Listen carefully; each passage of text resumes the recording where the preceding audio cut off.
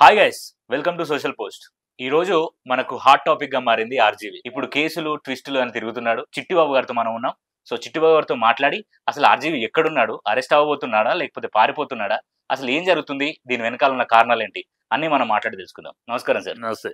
అంటే ఆర్జీవి గారు ఎక్స్ లో పోస్ట్ చేసిన ట్వీట్స్, ఆ వ్యూహం గురించి చేసిన మార్ఫింగ్స్ ఏవైతే ఉన్నాయో అవి డిలీట్ చేసేసాడు. అంటే భయపడి చేసినట్టే కదా. భయపడి చేసినట్టు ఎందుకో ఇప్పుడు అది సెన్సార్ సర్టిఫికేట్ ఇచ్చింది సార్. ఆ వ్యూహం సినిమా ఎవ్వడు మాట్లాడటం లేదు.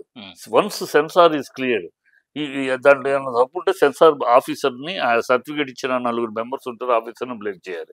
సెన్సార్ సర్టిఫికేట్ ఇచ్చినాక even court doesn't have jurisdiction. ఒకసారి సెన్సార్ సర్టిఫికేట్ చేసినాక ఈ స్టేట్ గవర్నమెంట్ లెవెల్లో ఇంటర్ఫియర్ అవుతే కోర్టు కూడా లేదు సర్టిఫికేట్. అది ఎందుకంటే regional censor office is body of by itself. So దాని అది ఒకసారి సర్టిఫై చేసిందంటే చేసినట్టే, అథెంటిక్ అది. సో దాంట్లో తప్పులు ఉన్నాయంటే మీరు కోర్టుకు వెళ్ళండి, కోర్టు కాదు స్టేట్ గవర్నమెంట్ వెళ్ళమన్నాడు కోర్టుకి. అవును సార్. అంతే తప్పితే దాన్ని తప్పు పట్టలేదు. కానీ ఈ ప్రభుత్వం ఎట్లా ఉందంటే తప్పుల విచక్షణ లేదు, కేవలం పగ సాధింపు, కక్ష సాధింపు చర్యలో ఉంది. చాలా అలాంటి ఒక దౌర్భాగ్యపు ఆలోచనలో ఉంది కనుక తీసాడు, కోర్టులో సబ్మిట్ చేసుకుంటాడు. అది ఇక్కడ వీళ్ళకి భయపడి కాదు, భయపడటం కాదు, ఇక్కడ భయపడటం పారిపోవటం కాదు, వీళ్ళ యొక్క అతి తెలివికి అతను టెక్నికల్ గా వాడుకోబోతున్నాడు. చాలా టెక్నికల్ గా సుప్రీంకోర్టు ఏమంది, సుప్రీంకోర్టు ఎవరు ఎప్పుడో 4 ఏళ్ల క్రితం జరిగిందా అని 4 ఏళ్ళు నిద్రపోయారా అని అడిగింది గతంలో కేసులో. 4 ఏళ్ళు నిద్రపోయి ఇవాళ కేసు అంటారు, 4 ఏళ్ల క్రితం ఏం చేశారు మీరు, నిద్రపోయారా, గుడ్డిగా గొడవుతున్నారా, ఆ మాట అనలేదుగా. ఎవరు అడిగింది నిద్రపోతున్నారు 4 ఇప్పుడు చేస్తారండి, అదే అడుగుతుంది. నువ్వు ఆ రోజు ఎక్కడైనా కంప్లైంట్ ఇచ్చావు, ఎక్కడ రిసైట్ చూపించావా? సో దాని కౌంటర్ నువ్వు మాట్లాడేసావు, వాడు ఎదవంటే నువ్వు ఎదవన్నదా అనేసావు. అవును సార్. ఇంకా దానికి కోర్టులో పెట్టుకుంటాడు, కోర్టులో పెట్టుకుని through court he will come out. వస్తాడు, ఎక్కడ పోతాడు, through court he will come. అవన్నీ బాంబేలో అంతకు ముందు ఫేస్ చేశాడు అతను. అది మినిస్ట్రీ తోటి, గవర్నమెంట్ లో, రూలింగ్ లో ఉన్న గవర్నమెంట్ తోటి ఫేస్ చేసి వచ్చాడు కనుక టెక్నికల్ గా వెళ్తాడు.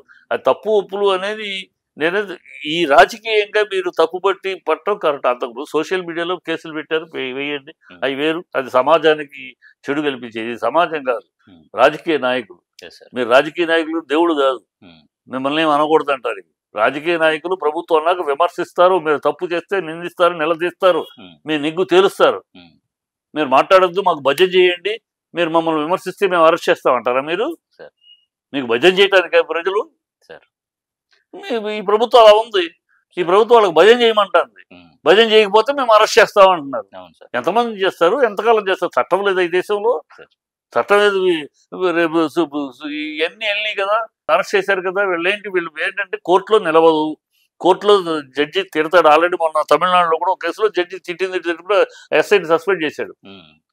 ఎస్ఐని ఏం చేస్తున్నారు, ఎట్లా చేస్తారు మీరు, ఏ అధికారంతో చేస్తున్నారు మీరు, చట్టం మీకు ఇష్టమా అని కూడా తిట్టింది కోర్టు. సో రేపు కోర్టుకు వెళ్ళినాక ఈ కేసులు కోర్టుకు వెళ్ళినాక తెరుతుంది, డెఫినెట్ గా కోర్టు నిందిస్తుంది. కానీ ఈ లోపల వీళ్ళ ఆతృత తీసుకెళ్లి కుమ్మాలి, కుమ్మినాక వీళ్ళకి సునకానందం.